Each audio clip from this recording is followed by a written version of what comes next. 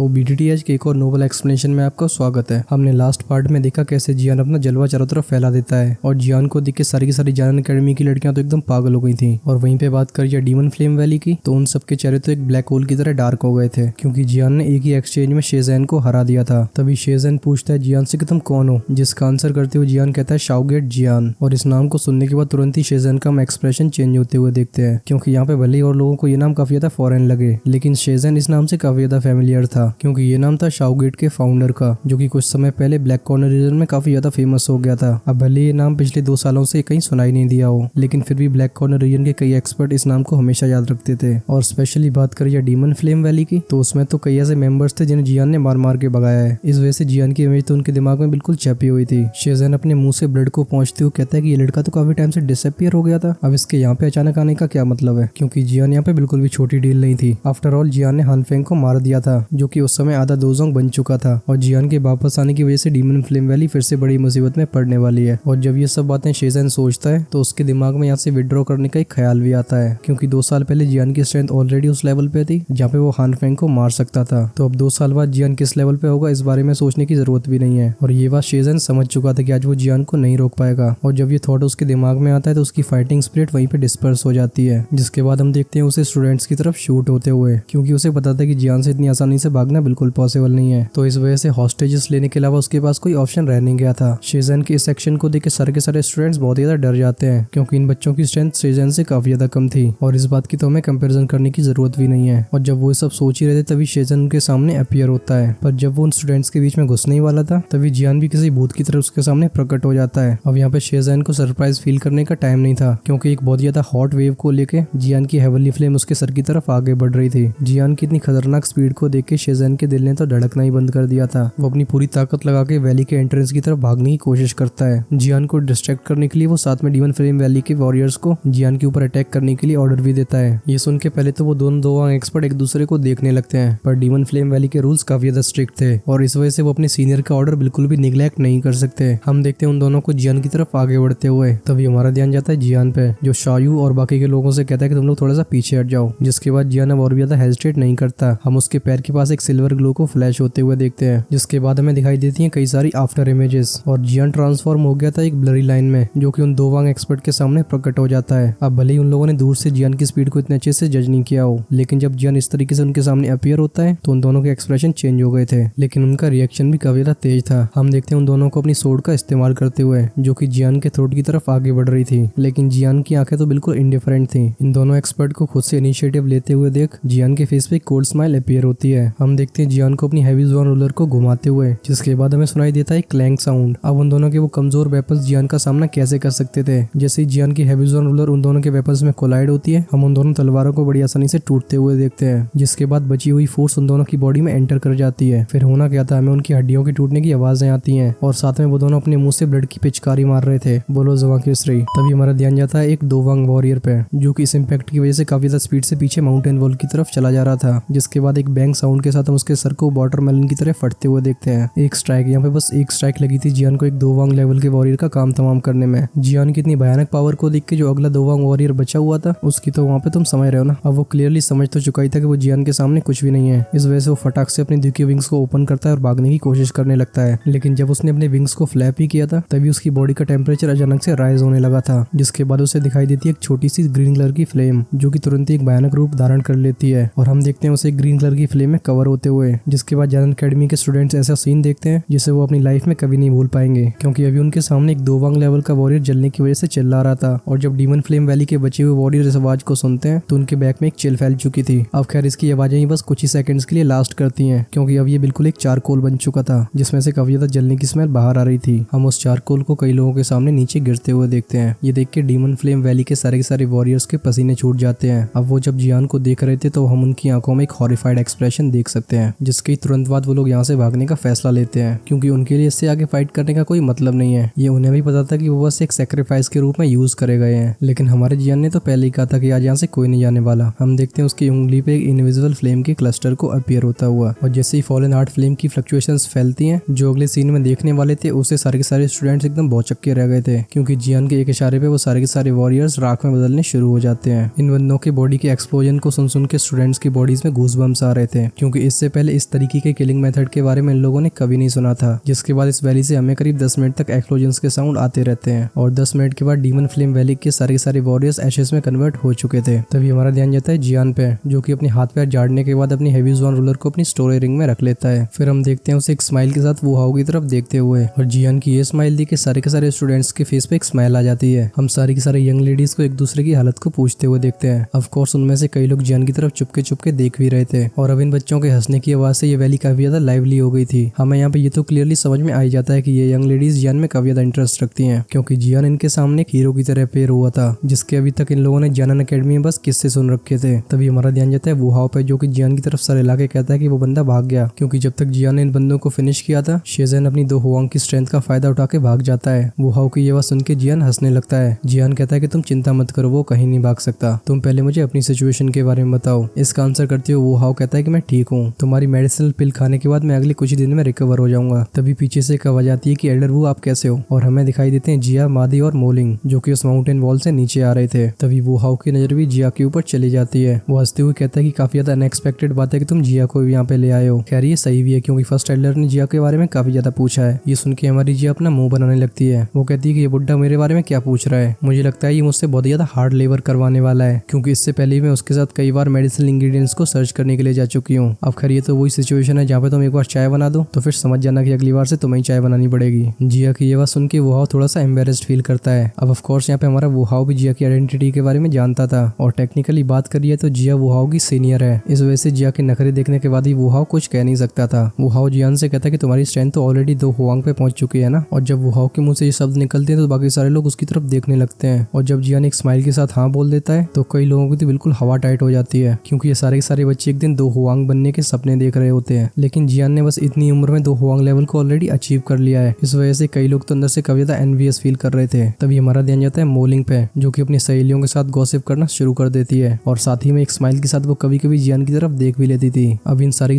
Young ladies के सामने जियान इतना ज्यादा अट्रैक्टिव बन गया था कि बाकी के सारे लौंडे तो बिल्कुल चाय कम पानी लग रहे थे। और नेक्स्ट ही सीन में तुम्हारी क्वेश्चन का आंसर भी मिलने वाला है, क्योंकि जब ये सब बातें कर रही थी तभी एक रे ऑफ लाइट अपीयर होती है। हम देखते हैं कि इंसान को आसमान से नीचे गिरते हुए फाइनली एक बैंग के साउंड के साथ वो जमीन में आ टकराता है, और जब जमीन पे गिरे हुए इंसान के ऊपर लोगों की नजर पड़ती है तो इस समय सबके फेस पे एक गहरा शॉक अपीयर हो गया था, क्योंकि जो ऊपर से गिरा था वो शेजन था, जो कि कुछ समय पहले अपनी दुम दबा के यहाँ से भागा था। बस फर्क यहाँ पे इतना था कि अब उसकी सांसें नहीं चल रही थी और उसका फेस पूरी तरीके से ग्रेश पर्पल हो चुका था, और इससे हमें ये मालूम पड़ जाता है कि इसकी जान पॉइजन से गई है। सभी लोगों की शॉक नजरें काफी देर तक शेजन की बॉडी पे बनी रहती हैं, जिसके बाद सब देखते हैं ऊपर की तरफ, जहाँ पे व्हाइट कलर के क्लोथ्स में एक ब्यूटीफुल सी वुमन फ्लोट कर रही थी। हम देखते हैं उस औरत को जियान की तरफ धीरे धीरे करके आगे बढ़ते हुए, और इस समय हमारी लिटिल फेरी डॉक्टर के फेस पे क्यूट सी स्माइल थी। लेकिन जो शब्द उसके मुंह से निकलते हैं उन्हें सुन के सब लोगों के बैक में एक चिल फैल जाती है, क्योंकि लिटिल फेरी डॉक्टर कहती है कि मुझे माफ करना है, मैं उसे अलाइव कैप्चर करने की कोशिश कर रही थी, लेकिन मैंने ये कभी नहीं सोचा था कि इसका पॉइजन से रेजिस्टेंस इतना ज्यादा कम होगा, क्योंकि जैसे ही मेरा पॉइजन इसके हार्ट तक पहुंचा इसका काम तमाम वहीं पे हो गया था। लिटिल फेरी डॉक्टर को देख के वो हाउ तो अपना पसीना पहुंचता है। वो इस समय अपने आप से ये पूछ रहा था कि ऐसा क्यों होता है कि जियान को फॉलो करने वाली हर एक औरत इतनी ज्यादा स्ट्रांग होती है, और चलो इतनी स्ट्रांग औरतों को एक बार मान भी लिया जाए, लेकिन जियान के करीब रहने वाली सारी की सारी औरतें काफी ज्यादा विशियस होती हैं, मतलब कि रूथलेस। लिटिल फेरी डॉक्टर की बात सुन के जियान एक हल्के से नॉड करता है, जिसके बाद उसकी नजर जाती है सीधी उस डेड बॉडी पे। जियान वो हाउ की तरफ देख के कहता है कि डीमन फ्लेम वैली है क्या। जियान का ये सवाल सुन के वो हाउ के फेस से वो स्माइल धीरे धीरे करके डिसअपीयर हो जाती है। वो थोड़ी देर सोचने के बाद कहता है कि Demon Flame Valley Black Corner Region का काफी पुराना फैक्शन है, और इसकी स्ट्रेंथ की बात करिए तो काफी ज्यादा अनयूजुअल है। अब पहले तो उनका हमारी जानन अकेडमी से कोई कॉन्फ्लिक्ट बिल्कुल नहीं था, पर शाओ गेट की हमारे जानन अकेडमी की रिलेशनशिप की वजह से डीमन फ्लेम वैली की पोजीशन खतरे में आ गई है, और ये रीजन है जिसकी वजह से हमारे बीच के रिश्ते आइस एंड वाटर की तरह है। लेकिन यहाँ पे जियान अभी सेटिस्फाइड नहीं हुआ था। वो कहता है पूरा मैटर बताओ, जिसका आंसर करते हुए कहता है कि हमारा शाओ गेट काफी ज्यादा तेजी से इंप्रूव कर रहा है, जिसकी वजह से शाओ गेट पूरे ब्लैक कॉर्नर रीजन में एक रिनाउंड फैक्शन बन चुका है। अब जब कोई फैक्शन डेवलप होता है तो उसे कई इश्यूज को फेस भी करना पड़ता है, और ये रीजन जिसकी वजह से हमारी डीमन फ्लेम वैली से थोड़े कॉन्फ्लिक्ट्स होना शुरू हो गए थे। पर जैसे जैसे टाइम और भी बढ़ता जाता है अब इन दोनों फैक्शंस के बीच में कई बार फाइटिंग भी हो चुकी है। शुरुआत में तो डीमन फ्लेम वैली ने अपनी काफी ज्यादा स्ट्रेंथ रिवील कर दी थी, जिसकी वजह से शाओ गेट को कई बैटल्स में डिफीट का सामना करना पड़ता है, जिसकी वजह से हमारी जानन अकेडमी ने शाओ गेट को हेल्प भेजी थी, जिससे फाइनली शाओ गेट की डीमन फ्लेम वैली के ऊपर जीत होती है। और इस बैटल में डीमन फ्लेम वैली के कई वॉरियर्स की मौत भी हो गई थी, और ये रीजन है जिसकी वजह से जानन अकेडमी और डीमन फ्लेम वैली के बीच में दुश्मनी है। और इस डीमन फ्लेम वैली की टैक्टिक्स बहुत ज्यादा गंदी है, क्योंकि जब भी हमारे अकेडमी के स्टूडेंट्स ट्रेन करने के लिए बाहर जाते थे इन लोगों ने हमारे स्टूडेंट्स के ऊपर स्नीक अटैक्स करना शुरू कर दिया, और इस रीजन की वजह से पिछले 2 सालों में हमारे कई स्टूडेंट्स इनके हाथों में मारे जा चुके हैं और इस वजह से जियान एकेडमी के अपर एशेलॉन्स का गुस्सा और ज्यादा बढ़ जाता है। अब शुरुआत में तो हमारा कोई ऐसा इरादा नहीं था इन दोनों के बीच में इंटरवीन करने का, लेकिन अब तो ऐसी सिचुएशन हो गई है कि अब दोनों साइड का जब भी कोई एक्सपर्ट मिलता है तो वहीं पे एकदम लाइफ और डेथ बैटल शुरू हो जाती है। वो हाउ की ये पूरी डिटेल एक्सप्लेनेशन सुन के जियान का एक्सप्रेशन एकदम डार्क हो गया था, क्योंकि स्टूडेंट्स के ऊपर अटैक करना एक बहुत ज्यादा विशियस टैक्टिक है और अब जियान भी समझ गया था कि जियान एकेडमी इतनी ज्यादा फ्यूरियस क्यों है। वो हाउ आगे बताते हुए कहता है कि जब इन दोनों के बीच में वॉर शुरू हो जाता है तो डीमन फ्लेम वैली और भी ज्यादा एक्सपर्ट्स को रिक्रूट करना शुरू कर देती है, जिसमें से वो सारे के सारे बंदे उसे ज्वाइन कर लेते हैं जो कि उस दिन हानफेंग के साथ हमारे ऊपर अटैक करने के लिए आए थे। और इन सब नमूनों का बस एक पर्पस था, वो था हमारी एकेडमी को अपोज करना। वो हाउ बताता है कि इस रीजन की वजह से डीमन फ्लेम वैली की स्ट्रेंथ काफी ज्यादा बढ़ चुकी है और अब हमारी जियान एकेडमी के इंटरवीन करने के बाद भी इन्हें एलिमिनेट करना काफी ज्यादा डिफिकल्ट हो गया है और इस वजह से हमारी वॉर की सिचुएशन बीच में अटक गई है। और यही रीजन है जब भी कोई स्टूडेंट ट्रेन करने के लिए बाहर जाता है तो उसके पीछे चुपचाप से कई इंस्ट्रक्टर को भेजा जाता है, लेकिन इस बार जब हम अपनी ट्रिप पे निकले तो हमारे राज कहीं से लीक हो गए हैं और फिर आगे की सिचुएशन तो सब तुम्हारे सामने ही है। अगर तुम सही टाइम पे अपीयर नहीं होते तो शायद हमारी एंडिंग भी काफी ज्यादा मिजरेबल होने वाली थी। ये सुन के जियान थोड़ी सी गहरी सोच में पड़ जाता है। वो थोड़ी देर बाद कहता है कि अगर हम बात करें फाउंडेशन की तो हमारी जियान एकेडमी तो इस डीमन फ्लेम वैली से काफी ज्यादा पुरानी है, क्योंकि जियान ये जानता था कि भले ही बाहर से ऐसा लगे कि हमारे पास बस एल्डर शूचियान है जो कि एक एलीट डोजोंग है, but in reality Jian Academy की स्ट्रेंथ बहुत ज्यादा फ्राइटनिंग है। और इनका एक एग्जांपल तो वो हॉल गार्डियंस ही ले लो जो कि उस मिस्टीरियस वैली में हमेशा गार्ड करते रहते हैं। चलो तुम्हें एक छोटा सा स्पॉइलर दे ही देता हूँ, वो दोनों गार्डियन की स्ट्रेंथ डोजोन लेवल की है। जियान अपने मन में सोचता है कि ये बुड्ढे कभी बाहर नहीं आना चाहते, लेकिन फिर भी जियान एकेडमी के पास एल्डर शूचियान है जो कि एक जेन्युइन डोजोंग लेवल के वॉरियर है। तो जियान वुहाओ से पूछता है कि क्या डीमन फ्लेम वैली के पास भी कोई एलीट डोजोंग है। ये सुन के वुहाओ एक डीप आवाज में कहता है कि डीमन फ्लेम वैली की चीफ की स्ट्रेंथ एक डोजोंग लेवल की है, लेकिन वो जनरली हमेशा रिट्रीट में ही रहता है। इस वजह से नॉर्मल लोग उसके बारे में कुछ ज्यादा जानते नहीं है, क्योंकि एक जेन्युइन एक्सपर्ट को इस ब्लैक कॉर्नर रीजन की सो कॉल्ड ब्लैक रैंकिंग में कोई इंटरेस्ट नहीं होता। इस वजह से तुम भी ये मत सोचना कि ये Black ranking Black Corner Region की ओवरऑल पावर है, क्योंकि ये रीजन जियान एकेडमी के होने के बाद भी यहाँ पे एग्जिस्ट कर रहा है। इससे हमें ये तो समझ में आ जाता है कि यहाँ पे बहुत सारे हिडन ड्रैगन्स बैठे हुए हैं और उन एक्सपर्ट्स की स्ट्रेंथ इतनी ज्यादा खतरनाक है कि वो गोल्ड एंड सिल्वर ब्रदर्स से तो बिल्कुल कंपेयर भी नहीं किया जा सकता। ये सुन के हमारा जियान भी नोट कर देता है। वो भी ये समझ पा रहा था कि ये ब्लैक कॉर्नर रीजन काफी ज्यादा डीप रूट्स रखता है, मतलब कि इसकी बहुत ज्यादा गहरी जड़ें हैं। जियान इस समय पुराने जियान पे हंस रहा था, क्योंकि कुछ टाइम पहले जियान भी ये मानता था कि वो गोल्ड एंड सिल्वर ब्रदर्स ही यहाँ के सबसे ज्यादा स्ट्रॉन्गेस्ट एक्सपर्ट है। खैर अब हमारा जियान भी वो सेम जियान नहीं रहा है जिसकी स्ट्रेंथ बस 2 वांग पे हो, क्योंकि हमारा ठरकी जियान था एकदम जेन्युइन 2 वांग। और ऐसी बात भी नहीं है कि इससे पहले उसने डोजोंग लेवल के एक्सपर्ट्स को हराना रखा हो, क्योंकि जियान को इस समय अपने ऊपर ये बिलीव तो था ही कि अगर अभी उसके सामने हानफेंग आ जाता है तो जियान अपनी करंट स्ट्रेंथ के साथ उसके साथ भी फाइट कर सकता है, जिसमें ऑफ कोर्स जियान को अपने मास्टर की जरूरत नहीं पड़ने वाली। जियान एक लंबी सी सांस लेने के बाद कहता है जब तक मैं यहाँ से एब्सेंट रहा हूँ लगता है ये ब्लैक कॉर्नर रीजन काफी ज्यादा चेंज हो चुका है। तभी साइड से आवाज आती है शाओयू की। वो कहती है तुम यहाँ पे बस हमसे मिलने के लिए तो आए नहीं होगे। ये सुन के जियान हाँ बोल देता है। वो कहता है मेरे पास कुछ ऐसे मैटर्स हैं जिन्हें मुझे फर्स्ट एल्डर शूचियान के साथ डिस्कस करना होगा, और दूसरी बात यह है कि ब्लेजिंग स्काई की टावर के अंदर फॉलन हार्ट फ्लेम भी काफी ज्यादा कम हो गई होगी, तो उसके एग्जॉस्ट होने से पहले मुझे उसे रिप्लेनिश भी करना है। ये सुन के शाओयू तो अपनी आंखें रोल करने लगती है। वो कहती है कि तुम्हें अब ये याद आ रहा है वो फॉलन हार्ट फ्लेम तो करीब आधे साल पहले ही खत्म हो गई थी। अगर डीमन फ्लेम वैली की वजह से फर्स्ट एल्डर शूचियान यहाँ पे रुके नहीं होते तो शायद तुम्हें कैप्चर करने के लिए ऑलरेडी जामा एम्पायर आ चुके होते। शाओयू की ये बात सुन के जियान भी काफी ज्यादा एम्बेरस फील कर रहा था, क्योंकि ये मैटर पूरी तरीके से जियान से रिलेटेड था। अब भले ही जियान को वहाँ पे चाहे कितने इंपॉर्टेंट काम लग गए हों, पर ये रिस्पॉन्सिबिलिटी एट द एंड जियान के कंधों पे आती है। वो हाउ कहता है क्योंकि तुम यहाँ पे फर्स्ट एल्डर को ढूंढने के लिए आए हो तो क्यों ना तुम हमारे साथ जियान एकेडमी वापस चलो। ये सुन के जियान थोड़ा सा हेजिटेट करने लगता है। वो अपना सिर हिलाते हुए कहता है कि ब्लैक कॉर्नर रीजन में एक बड़ा सा ऑक्शन होने वाला है और जिससे मुझे अटेंड करना ही होगा, क्योंकि इस बार मैं यहाँ पे बहुत ही ज्यादा इंपॉर्टेंट इंग्रेडिएंट्स को ढूंढने के लिए आया हूँ और अगर मेरा लक अच्छा रहा तो यहाँ पे शायद उसकी कुछ न्यूज मिल जाए। ये सुन के वो हाउ थोड़ा सा स्टार्टल्ड फील कर रहा था। वो कहता तुम ब्लैक एम्पर सिटी के ऑक्शन के बारे में बात कर रहे हो, मैंने भी उसके बारे में काफी ज्यादा सुना है। वो सच में पिछले कुछ सालों में ब्लैक कॉर्नर रीजन का सबसे बड़ा ऑक्शन है। वो हाउ अपनी आईब्राउज को नेट करके आगे बोलता है कि अगर ऐसी बात है तो मैं तुम्हें नहीं रोकूंगा, लेकिन जब तुम ब्लैक एम्पर सिटी पहुंचो तो बहुत ज्यादा केयरफुल रहना, क्योंकि अभी इस समय ब्लैक कॉर्नर रीजन के आधे से ज्यादा एक्सपर्ट्स वहाँ पे इकट्ठे हुए हैं और सूत्रों के हवाले से तो मुझे ये भी मालूम पड़ा है कि वहाँ पे डीमन फ्लेम वैली के लोग भी आने वाले हैं। ये सुन के जियान हंस के कहता है कि तुम थोड़ा सा चिल मारो यार, क्योंकि अगर मुझे वहाँ पे डीमन फ्लेम वैली के लोग मिल जाते हैं तो मुझे उनकी स्ट्रेंथ के बारे में पता लगाने की वहाँ पे एक अपॉर्चुनिटी भी मिल जाएगी और मैं भी ये जानना चाहता हूँ कि फैक्शन कितना ज्यादा पावरफुल है। जियान शाओयू की तरफ देख के कहता है कि चलो चलते हैं, मैं आगे कुछ टाइम तक तुम लोगों को प्रोटेक्ट करूंगा और एक बार ये ब्लैक एम्बर सिटी का ऑक्शन खत्म हो जाता है तो मेरी अगली डेस्टिनेशन सीधा जियान एकेडमी ही होगी। अब जियान की इस सजेशन से तो किसी को कोई परेशानी नहीं थी, क्योंकि भले इस बार डीमन फ्लेम वैली के लोग मारे गए हों, लेकिन हमारी साइड भी वो हाउ काफी ज्यादा इंजर्ड हो चुका है और अगर जियान उनके साथ में होता है वो काफी ज्यादा सेफ फील कर रहे होंगे। ये सुन के वो हाउ भी ज्यादा हेजिटेट करता नहीं है। हम देखते हैं उसे सारे के सारे स्टूडेंट्स को ऑर्डर देते हुए, जिसके बाद वो सारे लोग उस वैली वैली को काफी तेजी से छोड़ देते हैं। लेकिन जाने से पहले जियान अपनी फिंगर को फ्लिक करना नहीं भूलता, जिससे शेजान की वो डेड बॉडी एकदम राख में बदल जाती है। और इसी तरीके से डीमन फ्लेम वैली का 4th एल्डर डिसअपीयर हो गया। इस घने जंगल को पूरा क्रॉस करने के लिए उन लोगों को करीब 2 घंटे लग जाते हैं और अब उनके सामने एक छोटी सी सिटी दिखने लगी थी जो कि कुछ छोटे से माउंटेन से ढकी हुई थी। जियान एक बार वुहाओ के ग्रुप को अच्छे से सेटल करके अपनी जर्नी शुरू कर देता है, क्योंकि ऑक्शन का टाइम भी अब काफी ज्यादा पास आता जा रहा था। इस वजह से जियान को ब्लैक एम्बर सिटी की तरफ काफी ज्यादा तेजी से बढ़ते हुए हम देख सकते हैं। अब हालांकि वुहाओ को भी इस ऑक्शन में काफी ज्यादा इंटरेस्ट था, लेकिन वो जियान के ऊपर कोई वर्डन बनना नहीं चाहता था।